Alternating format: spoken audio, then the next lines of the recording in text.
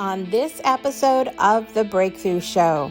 The next couple weeks are going to be on fire for women around the world, starting with today's episode. On the show today, we're sitting down with entrepreneur Jennifer Ishbel Bell.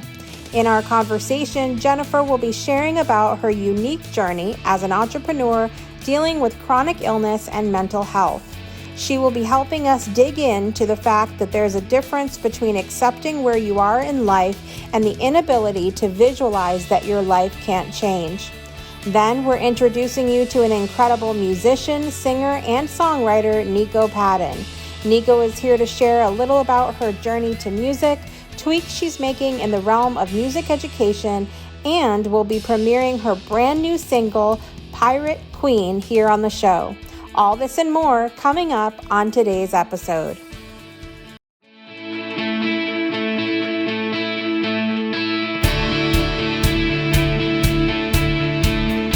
Life gives us moments when we have the opportunity to make a choice, and what we choose has the potential to change our lives forever. Join us now for another inspired episode of The Breakthrough. And now, please welcome the creator and host of the show, Jessica Dugas. Welcome back to The Breakthrough Show. I'm your host, Jessica Dugas, and I'm super excited to be here with you for another episode today. I am pumped about this episode because we have an incredible musician. We have a good friend of mine coming up later as well. And we're going to end this episode on a mic drop like we've never had before, which I'm super excited about. So coming up later on the show, we have my friend Jennifer Ishbel. She is a business process alchemist. What does that mean? We don't know, but I do know that Jennifer's had a lot of issues in her life with chronic pain, chronic illness, and she's helped others to run their businesses even despite all of those issues. And so I'm really excited to get a chance to sit down with her and talk to her about that today. But coming up first, we have someone described as a folk rock riot, and I am here for that today. She was introduced by someone else that you've all come to know and love on this show, Rory Kelly, and I am so excited to have her here today to chat and also have some music time with us as well. Please welcome Nico Padden to the show for the first time. Hi, Jessica. Thanks for having me. Thank you for being here. I'm so excited. I was telling you before we came on today that, you know, when I have a musician on the show, I listen to the music to get in the vibe of who I've got on. It's been good practice for me, except for the one time that I had on the Hollywood Mob Boss. I listened to Frank Sinatra before he came on. So you got to get in the vibe. You got to get in the vibe. And I love your music. So I really appreciate you taking the time to do this. And I'm excited for everybody else to hear you today as well. Awesome. So tell us a little bit about how you got into music. You've been doing music since you were very young, or was it something that came later? So my mom is a music teacher. My dad is a self-taught musician. My parents play in an Irish folk band. They only do gigs around St. Patrick's Day. It's a very specific little niche that they have. But so, you know, music was like a part of my home and household in a very, very significant way when I was growing up. And I trained as a musician. I actually trained to be an opera singer. Nice. Yeah. And that was a result of me having a teacher who was like, I am going to make you a star. But you must do what I say. So I graduated college and I was like, I have this degree in opera and I don't really want to be an opera singer. So that was when I sort of diverted and forged my own path as a singer-songwriter of multiple and many genres. So always musician. Musician is, you know, in my bones, and I always say it's my religion. But in terms of how I was expressing that, it has changed shape, you know, more than once. Yeah. And see, we have something in common, because a lot of people don't know that when I studied music and when I started in high school, that I was studying opera as well. That's the thing, is that you have kids who are interested in singing, and they're like, great, take voice lessons. And Predominantly voice lessons are still this bent towards classical Right. idea. And I mean, I think that there's a lot of like racist, Mm, Eurocentric, mm, white-centric, sort of like stuff, like all right. embedded in there. And I think that the best kinds of voice teachers are the ones who say, oh, there's all these different types of colors of sound that you can use from your palette and different ways that you can express yourself, and let me help you find who you are as a singer.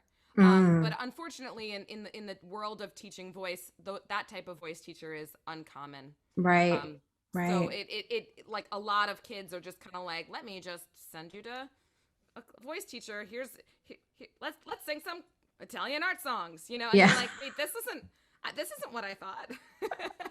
I know it. I know. And I mean, I think I enjoyed it because I have a very long line of Italian heritage in my family. So that Sure. part of it, I was like, yes, I'm interested. But I feel like I would have stuck with it longer because I never really felt like my voice fits this type of music.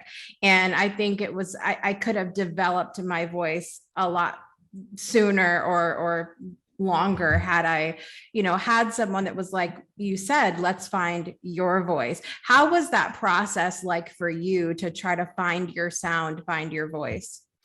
That's a great question. So I quit opera and I floated for a year. I really didn't even sing at all. And I read a book called The Artist's Way. I was thinking about breakthroughs. I was like, well, what breakthroughs have I had in my life? Well, it was reading a book called The Artist's Way. And it helped me to unlock my like inner like truest passion desire of what I wanted to be. And then I mean, a lot of things happened in years after that, but I always was doing Artist Way groups. And The Artist Way is a book that you do, it's not a book that you read. It's like a workshop kind of thing. And I asked and asked and asked and asked and asked around, and finally found my own voice teacher now. His name is Andrew Byrne. He's in New York City, and he mostly teaches people who do musical theater, but he also teaches a lot of people in the pop Hmm. rock, folk, American music kind of scope. And Hmm. I've been working with him since 2012, and he has been a huge influence not only on me finding the kind of sounds that I want to make, but also the kind of voice teacher that I want to be. Besides Hmm. being a recording artist and a musician, I'm also a teacher. So that's a gift that I can now give back to my students is helping them. I have all of the tools in the color palette at my disposal to help them find who they want to be. And I've had students who've wanted to be classical singers, and I'm like, great, I know how to do that. Yeah. I can help you. Yeah. Yeah, Will you be my voice teacher, Nico? absolutely. I'm on the hunt. I'm on the hunt because I love that multifaceted aspect of coming, when you've got all of this different experience behind you. And then your parents being in an Irish type band as well, which I totally get that. Two of my daughters were doing Irish dance for a while. And so I'm like surrounded by that music all the time. But I love the multifaceted approach and experience because I really believe that whether we're teaching music or anything else, that, many layered approach to teaching is something that we need because it gives people the opportunity to really explore and find what works for them. And so I appreciate you, bringing that to the music space and helping kids find their own way, not Yeah. necessarily this is the only path, right? Yeah, there's so much I think in our culture around like the cult of the teacher. And in the performing arts for sure, that's a huge thing. And that's, kind of what I got sucked into was the cult of the teacher. And it was his dream and desire for me instead of my dream and desire for me. And I was a part of his ego. Like he Mm, was going to make me a star, and it was going to be because of his brilliant teaching. And I think that the best teacher is one who's there to serve, the self-expression of in terms of the arts, right? right, right. What do I know about teaching social studies? Not much. Me neither. That's not my genre. I don't know about math. My husband is a high school math teacher. I couldn't tell you a thing about that. But in terms of teaching in the arts, in the realm of that has to do with self-expression, I mean, individuality is what makes art good, is what makes us feel connected to it. And so if there's the cult of the teacher's personality, then it can really serve to squash the student's unique voice. And I mean, Right. F that. Yeah, right? Amen. Well, I am very excited because you have brand new music out today. Today. And we're excited. We've had like, day before, day after, maybe the week, but this is today. And we're so excited about this. So your new single is called Pirate Queen. What can we expect with this? What was your inspiration in writing this song?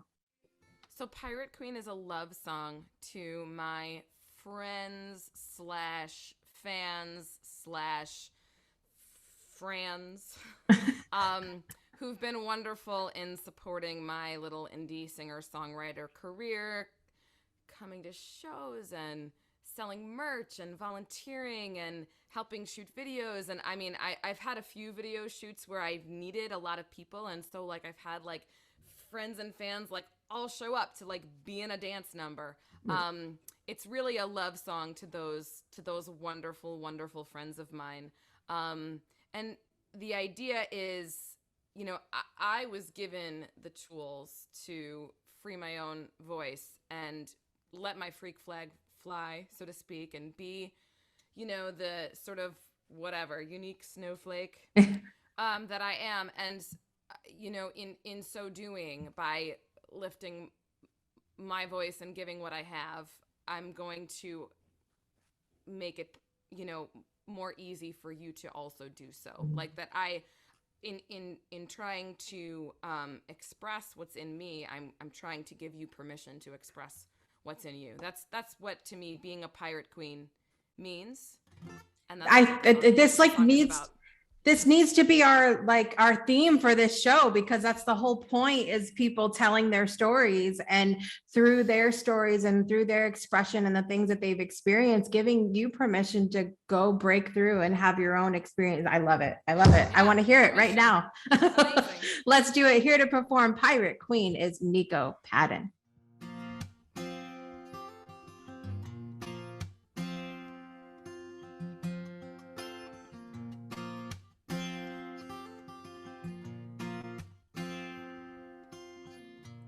I will soothe your shattered little heart, and I will love all the worst parts, and I will hold your pain in my mouth, and I will speak until the words can come out of you.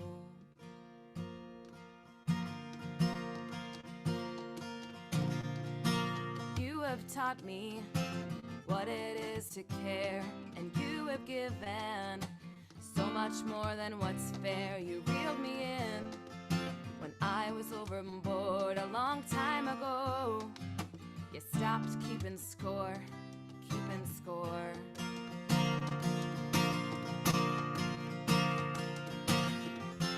I will be your pirate queen.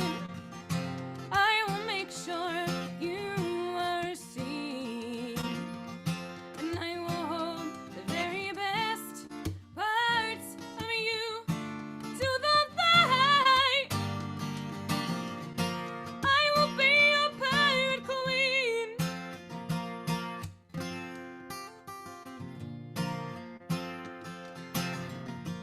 I will sail in unnamed seas, and I will carve a place for you and me, and I will challenge anyone who tries to break us.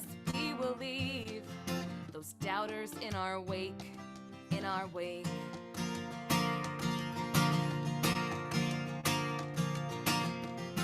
I will be your pirate queen. I will make sure you are seen, and I will hold the very best part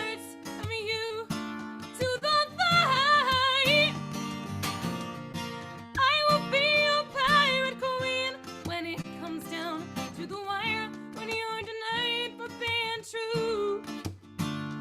I will fly my freak flag higher and higher and higher, so you can wave yours too. I will be your pirate queen. I will make sure you are seen, and I will hold the very best parts of you to the light. I will be your pirate queen.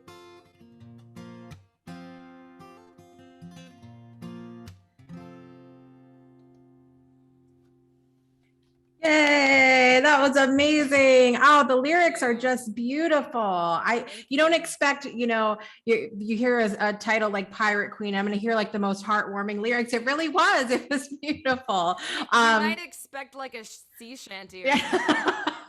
I know. I was waiting. I grew up in Groton, Connecticut, so right near Mystic, and so I just remember going to Mystic Seaport and hearing them sing all the songs. I think I was expecting that, but and up she rises. yes. But that was beautiful. The lyrics are just stunning, and I'm excited to come back and talk to you a little bit more here in the next segment. We're going to take a quick break, come back and talk to Jennifer, but more with Nico Padden at the end of the show. So stay tuned. We'll be right back. Breakthroughs are about more than you might think. They're about discovering who you are, digging deep, reaching to the core of your soul. They're about healing yourself, understanding your beliefs, creating a ripple effect. And it's not just those initial moments that matter. It's about using them to bring more joy into our own lives and the lives of others. It's about having fun, letting loose, enjoying every moment life has to offer. It's about finding a safe space. It's about creating connection.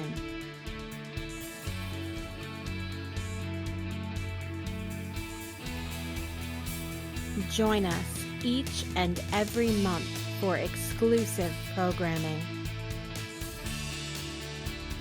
where we invite you to go beyond the breakthrough. So we ask you, are you ready?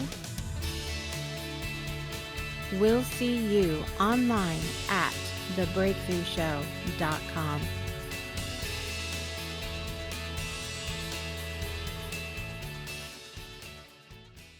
Welcome back to the Breakthrough Show. I'm so excited to have my special guest on today because we met online as we do. I mean, is there ever a time where, at least lately, that we're not meeting online? So I met her online, but we right away hit it off. I had to friend somebody who had the same kind of snarky personality that I do, and I knew we were going to hit it off right away. And sure enough, our first conversation, we could not stop talking. And so here we are today, and we're going to try to rein it in for you guys. So my special guest is a guide to personal growth and soul healing. She has dealt with a lot of different things in her life, along with chronic illness and mental health. And I really appreciate anybody that speaks on that. So I'm really excited to welcome Jennifer Bell to the show. Welcome, Jennifer. Hi, Jessica. Thank you for having me. I'm so excited to have you here today. And we're going to try to not talk for 12 hours. We'll try. Our best. So I know that you, at the time we're recording this, you're making a lot of changes in your business, which doesn't surprise me because I'm that way with changing things up quite a bit because I'm very multi-passionate, and I know that you are as well. Yes. Have you always been that way from coming out of the womb? Yes. I think the family motto, I think, on our female side of our family is basically a jack of all trades. We We just love different things. We love knowledge, addicted to knowledge, but not very good at finishing things. Yeah. So pick up, I think we're all the kind of people who would do a new course, learn what we felt we had to learn, and then we weren't even bothered about doing the exam or getting a certification. It was just like, oh, I'm done. I've got what I needed to know. I want to go and apply it, which obviously wasn't ideal growing up and going through the education system, because you're not meant to do that. You're actually meant to do exams and finish things, which is not my forte. So yeah, it kind of runs in the family, and I've always been this way. Very passionate about different things. Did you feel earlier on though, and I know you mentioned the school system, so I think that's one thing that can add to it, but did you feel like you had to fix it, that it was like a broken part of you? Yes, totally. And it's been really interesting. Over the last few months, I felt I've had a lot of conversations with people about this idea that they no longer feel this need to fit in and just do one thing. And, you know, especially in the online industry, this idea of niching down, everyone, you must niche. And like, I don't want to niche. That's like my worst nightmare is to niche, because there's so many things. And I think when you're in the school system and, you know, at university and college and even back into, you know, the equivalent of high school for you guys, I feel like I was always trying to prove myself. So I didn't feel like I could do something and then just leave it. It felt like if I wasn't an expert in it, if I haven't got enough certification, I haven't got enough training. And I talked to a lot of people who are very similar, either with kind of ADHD, which I'm not diagnosed with, but they're currently looking at, have this same experience where they never feel like they have enough in the way of proof. You know, it doesn't seem like, sometimes when you're growing up, it doesn't seem like just being interested is good enough. You have to be interested and then master it and then do it and then prove to your peers that you can do it as well as them. Right. And that's part of a big part of why we started homeschooling our kids, because this idea that when you go through the school system and you're expected to get good grades in everything, which alludes to you're supposed to be good at every subject, really? Like, because it for me, some of it goes beyond proficiency. It's not about being able to just do it, but you're supposed to be able to master it. And that's, for me, that's not reality. We're all good at really different things. So as adults, and we say, you know, what is it that you're good at? Why aren't we asking our kids the same thing of what is it that you're good at and what are you passionate about? That's a question that you're not really asked when you're little either. It's like, here's all these subjects, go do them and be good at them. And then when you think about it, I've had along my journey, I've made friends who are all very different ages. So I had friends who were like 20, 30 years older than me, and friends who were 10, 20 years younger than me. And when I see those younger people going through a system and then saying, I don't know what I'm going to do. They get to age 14, 15, and they're expected to go to career counseling and decide what subjects to choose, because they've got to decide what to do with the rest of their life. And you're thinking, and it seems so crucial to them that they make this right decision, like, do I do maths or do I do English or do I do science? Depending obviously where you are in the world, it's maybe a bit different in the States to over here, but most schools over here, when you get to that kind of age, kind of 14, 15, you often have to make choices between certain subjects that you aren't allowed to do both. Right. So I had to choose between geography and history.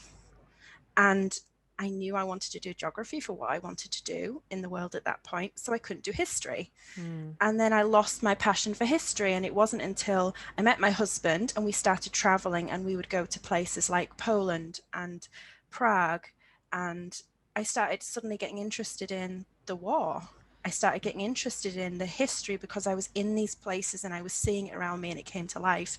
And I think that was a passion I lost because I didn't get the ability to be multi-passionate in the education system, which is a shame. Right. So we do things really differently around here. They wake up a little later, they might not do their school till later in the day. They go based on intuition, which is something I know that you're also really passionate about too, is leaning on like, hey, what feels good to me to do right now? Exactly. And I think one of the conversations we've had, and I just keep thinking how different and how powerful it would be if we'd learnt these skills younger. Yeah. Because if you think about kind of you and me, and maybe the age at which we actually started to explore this concept of leaning into what feels good, and we've had conversations, I know, about how this intersects with chronic illness, because the thing with chronic illness and mental health, of which I've dealt with both for 20 plus years, is this ebb and flow, these ups and downs, these kind of retreats, and then coming back out into the world. And when I was thinking about my life and my work in a very linear sense, I felt like, okay, there's periods of time where I can work, and then there's periods of time I can't. And then learning that actually it just means I work in a different way, or I can choose to do something of my many passions that not only I can work with it, but it becomes this coping strategy. Right. Your businesses and your passions become part of how you deal with it. Gives you something that makes you feel good about yourself. Because I know when I've been in some deep ruts of depression that I maybe couldn't cope on writing. I maybe couldn't cope with getting on video. I couldn't maybe cope with going out there and being one-to-one and coaching with people. But I could do my tarot. I could reach for my cards, and I could use those cards to help people. And within that process, it helps me. And that's something I do where it never drains me. I do a reading and it feels like something I connect to when I'm doing my cards fills me back up again. I feel like it's filling my cup. So this idea of, I think people get the idea that, especially in this kind of niche down culture, if you're doing all these things, you must be using so much energy. And if you just focused on one thing, you'd have so much more energy and you'd feel better. And it's actually, for us, the opposite. It gives us something that gives us purpose in those moments of sometimes total despair.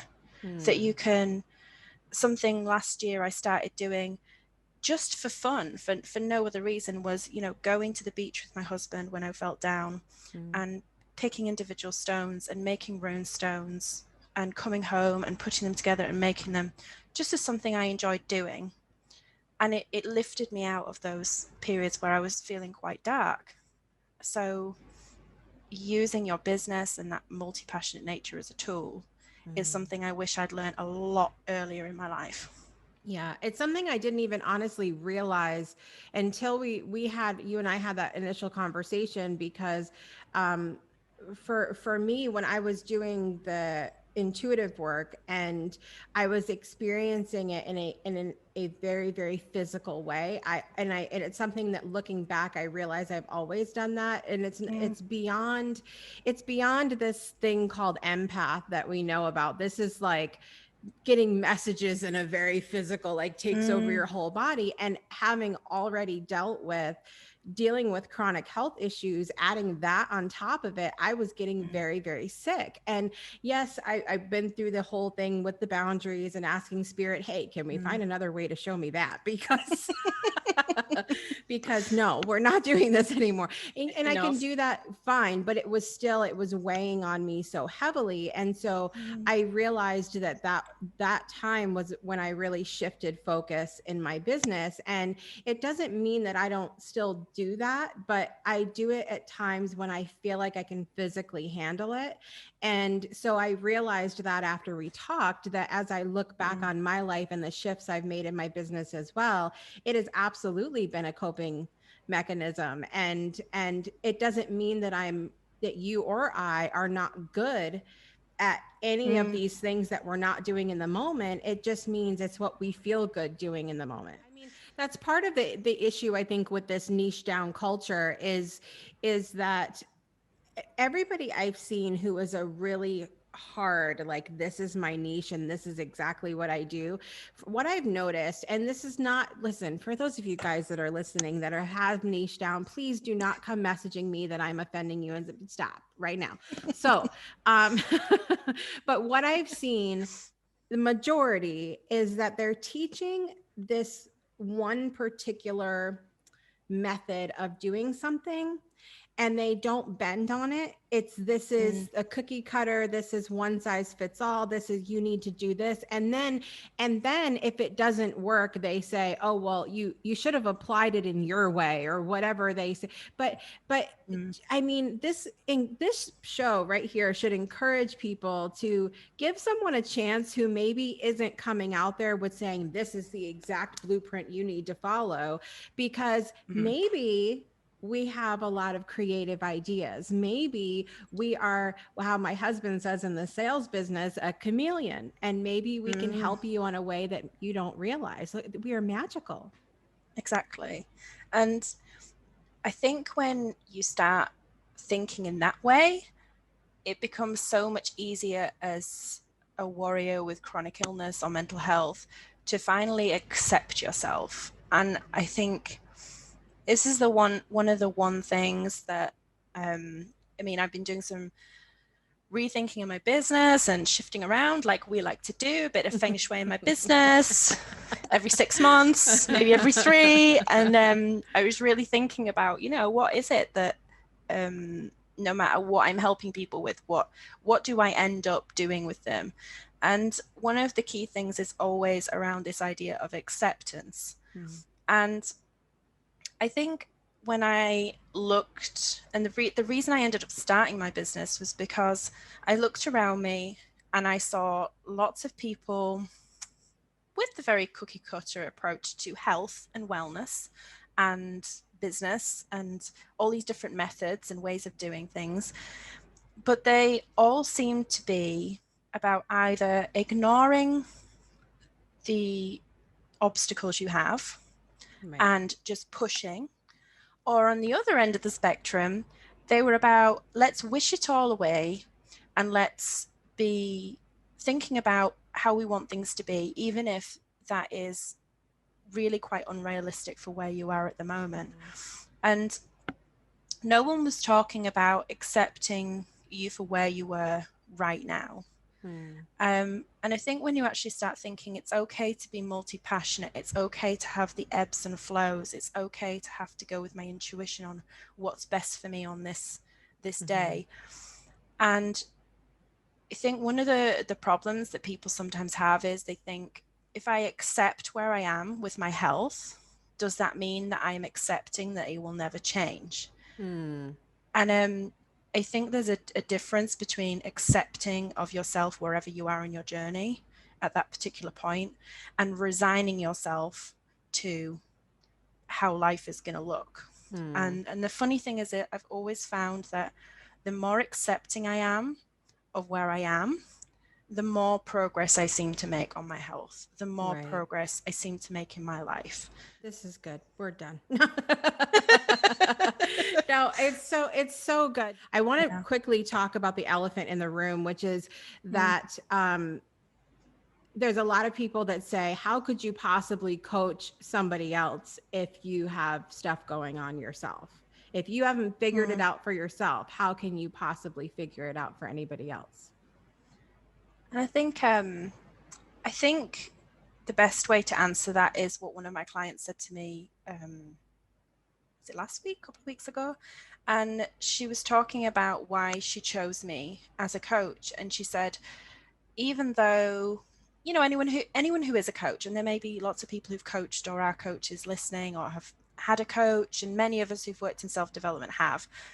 And sometimes you think, oh, well, if there's a coaching framework and you're not really getting emotionally involved and you're not giving someone advice and you're just guiding them, then it shouldn't matter whether you have a chronic illness or you don't. You should be able to coach that person through that situation.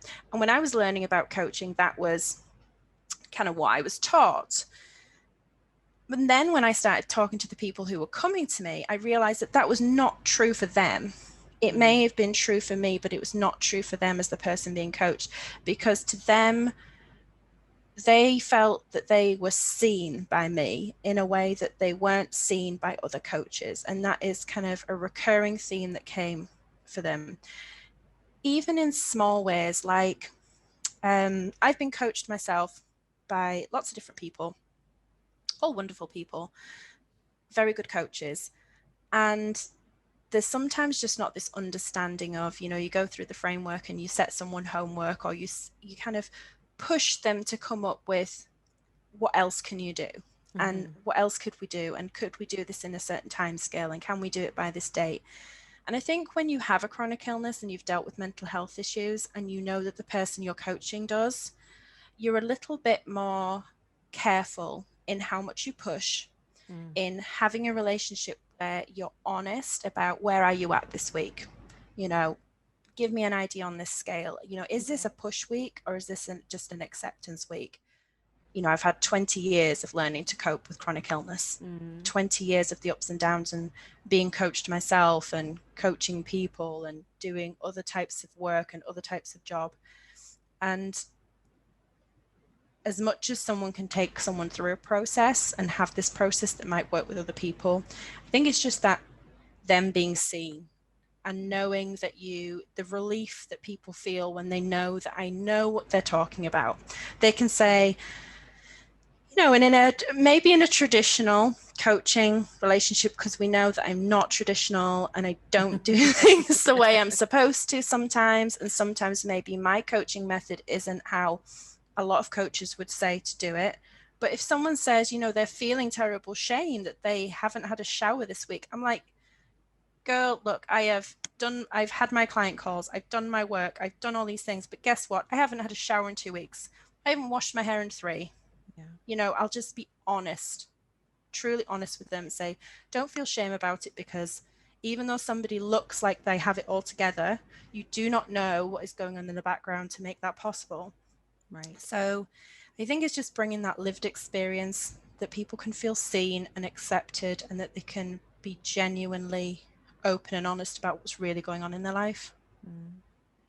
Absolutely. I think we just need more of that in the world. We need more of that understanding, and just giving the space for people to experience life how they are, or how they need to, without necessarily the pressure of, you know, there's only this one way to do things. And to even just you or I creating that discovery space for people to figure out what that looks like for them, I think is really a good thing to do. I was doing I have a program where I help people with their schedule, because it's partly out of me being born really unorganized and having to teach myself. And I figure if I could teach myself, I could teach anybody. Trust that. That's me too. And so it came partly from that, and then partly out of the annoyance of being in business and watching business professionals that don't know how to show up on time, or, you know, it drives me up the wall.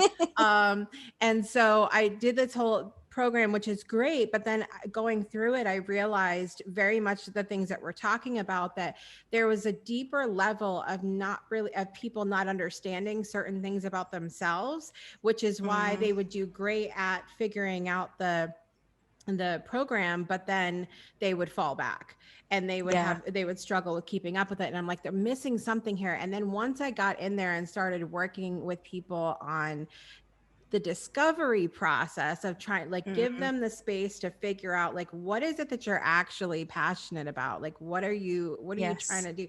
Then everything started to change. So I think we just need to give people that space to discover. I think that's such an important message of what we're sharing today. This has been so good. Can you come back? Enjoyed it. Will you come back? And I'll come back anytime. You know, I love talking to you. We don't stop talking when we get together. That's the only problem. I know. Well, tell everybody where they can find you. I know that you're switching things up a little bit, but what are some of the ways you work with people right now? So right now, I'm still doing one-to-one coaching, and I am going to be releasing some new ways of working with me, kind of an amalgamation of one-to-one group work and course combined. That's going to be coming out shortly in the next month or so. You can find me over at jenniferishbel.com, and you can find me on facebook.com/Jennifer Ishbel, where I'll be sharing things as they start to go live. I'm really excited to be starting to take people through the process that I have through my own self-discovery realized that I've been doing for the last 6 years and hadn't realized. So I'm excited to be rolling that out this year. So if you are a chronic illness warrior or a mental health warrior and you are looking for someone to kind of help you grow personally and in your business, to help that soul healing work, then seek me out and let's have a conversation. I'd love to chat to you. I love it. I love it. Thank you so much for being here today, Miss Jennifer. Welcome. Thanks for having me. All right, guys, make sure you check out the show notes where you can find all of the clickable links and connect with Jennifer. And we'll be back in just a minute for more of the Breakthrough Show.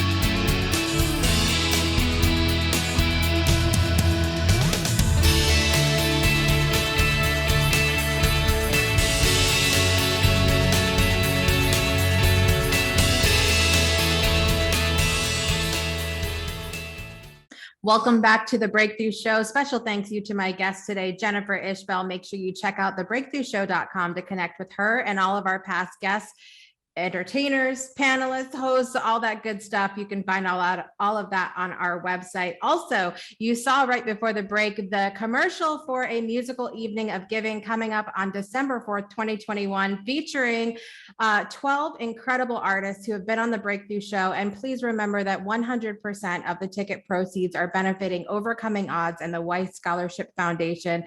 And I'm excited for 3 hours of amazing music, including a mutual friend of our special guest today, Rory Kelly, is in that lineup as well. So we're excited about that. But please welcome back to the show, Nico Padden.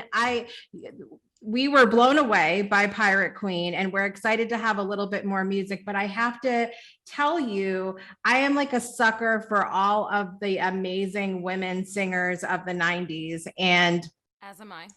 Combination, you're like a cross between Alanis Morissette and Lisa Loeb. Yeah, love me some Lisa Loeb. Yeah, like, I mean, those women in the 90s were like, helped me, free my voice. So yes, for sure. They still do mine. I mean, my go-to, like I love to sing Lisa Loeb and Fiona Apple, and like just you just can't go wrong. You can't go wrong. Of an era. It is. Well, I have to ask you the question of the year this year has been a good one that really makes the artists on the show think. So if somebody came to you, Nico, today and said, okay, you are going to make an album of only duets. You can pick your 3 people that you get to duet with. Anybody you want, go. Okay. So first and foremost, Rory Kelly, my bestest friend, most closest confidant, most musical hero, most like soul sister, as you might have guessed. Yes. Number 2. So anyone I want. Yes. Might have to be Aretha Franklin. I just love her. And I truly loved her relationship with Carole King. The songs that Carole King wrote that Aretha sang, and the combination of words and voice that made such alchemy. So maybe Aretha Franklin, because certainly she is one of my absolute favorite artists of all time. Third, I might have it. Okay. And it's a man, which is surprising because, as you know, I'm really all about women and all that. But one of my favorite songwriters today is a man named Jason Isbell. And he is just a wonderful Americana singer-songwriter, lyricist, and he's also a really, really fantastic electric guitar player. Wow, I didn't know that. His wife, Amanda Shires, is like an amazing fiddle player that they often play together. So I think that I might choose like the marriage of Jason Isbell and Amanda Shires, because I would want both of them to not only like collaborate on lyrics and vocals and all of that, but also I would want both of their wonderful instrumental contributions. Yeah, that would be amazing. And so I hear that he is actually going to be here, like yes, right down the street from me here in Florence. And so it's interesting that you bring from Alabama. Yeah, that's what I hear that as well. And so they have a big thing he puts on here every year. And I didn't know that. We've only lived here about a year, and I heard that he was going to be right down the street. We may actually be able to hear it from my house. I don't know. We'll find out. You ought to go. I mean, and listen to his album Southeastern, and go and cry. Just go and cry and listen to some great guitar solos, because he's a wonderful player. I will do that. It's a great show. I will do that. Fabulous. And now we also, we're your best friends in my head now, because you mentioned Carole King, and she's like my number one. She would be I got the beautiful Carole King music poster right up there. Signed. So jealous. You have another incredible song out that we're going to be getting to in just a moment. But before we get into that, I would love for you to tell everybody where they can find you and your music and download and buy and all that good stuff. Wonderful. So I am most active in terms of social media on Instagram and Facebook. You can find me at NicoPadden music at both of those. In terms of Spotify, Apple Music, Amazon Music, Deezer, all of the places where you might do some streaming or even possibly some downloading. My name is Nico Padden, NicoPadden. If you put me into the search bar, I should come up. I would super, super appreciate you following me on those streaming platforms. Or hearting my songs, or putting my songs into your own playlists. All of that does wonders for artists in terms of the algorithm stuff. So please, by all means, go and do that, especially with my new song, Pirate Queen, today. You can also find me at www.NicoPadden.com. Where you can also sign up for my mailing list. I do not spam. I send an email maybe once every month or two with, hey, here's what I've been doing. Here's where I'm playing. Here's what's happening. Here's the music that I've released. And, every once in a while, I made some guitar string bracelets and I sell them on my website and, order one. That's awesome. That's awesome. Make sure you guys check out our music, and we'll be excited, of course, to add her to the Breakthrough Show playlist, where you can hear Nico and Rory and Kevin Kiley and Kevin Chambers, and oh my God, Joel Cross. And I can't, because I'm going to forget people, and I'm sorry I even started. But you can go check that out on Spotify, and we'll put the link for that below for you guys as well. And we're excited to have you on there. You're going to take us out with a song called White Flag. Tell us a minute about that. Sure. So White Flag was inspired by my late grandmother. I lived with her for the last 5 years of her life, from when she was 93 until when she was 98. Wow. She and I, and then subsequently my husband, we all kind of took care of each other. And shortly after I moved in with her, she had to give up driving, which is a really hard thing for an older person. It's really like a loss of autonomy. And it was good that I lived with her, because then I was able to take her where she wanted to go, to her bingo games with her friends or whatever she was doing. But she really struggled with the surrender, and something about that I really identified with, because in so many ways and so many times in life, we have to surrender. There's no other choice. And often from surrender comes growth of something beautiful, but the process is so painful. And so that her moment of surrendering her driving was what inspired this song. And then it became a song about so many facets of surrender, I think, in my own life and others' lives, that inspired me. So that's why it's called White Flag. I love that we're stream it now. It's probably my most streamed song for sure. I love it. I love it. And it's a perfect song to end with today, you guys. So before we hear White Flag, I want to remind you, I'm your host, Jessica Dugas. Please tune in each and every week for more breakthrough stories, more incredible music. And I want you to remember that every day is a great day for a breakthrough. So sometimes we need to surrender and allow ourselves to go break through and have that next step. Enjoy your day, guys.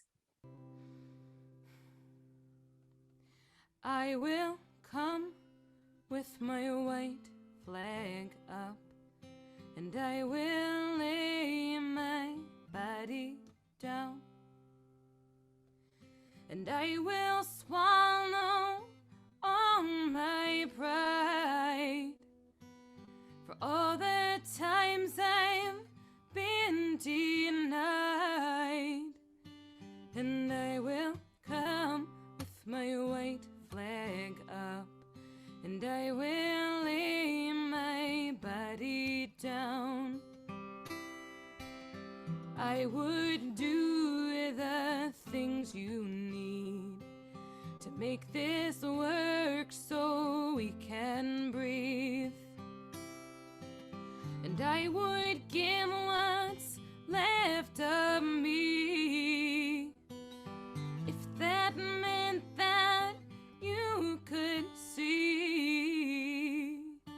Then I will come with my white flag up, and I will lay my body down.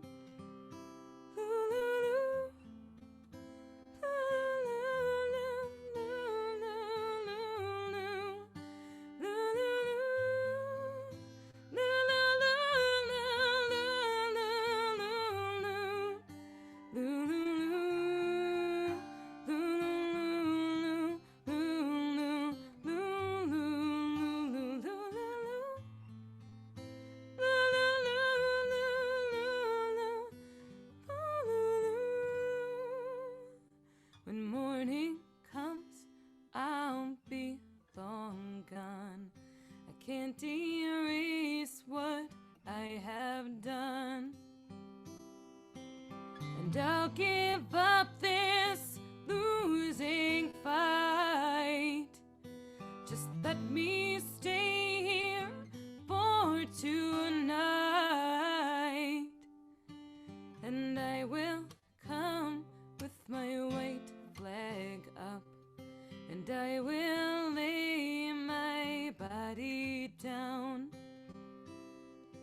Yes, I will come with my white flag up, and I will lay my body down.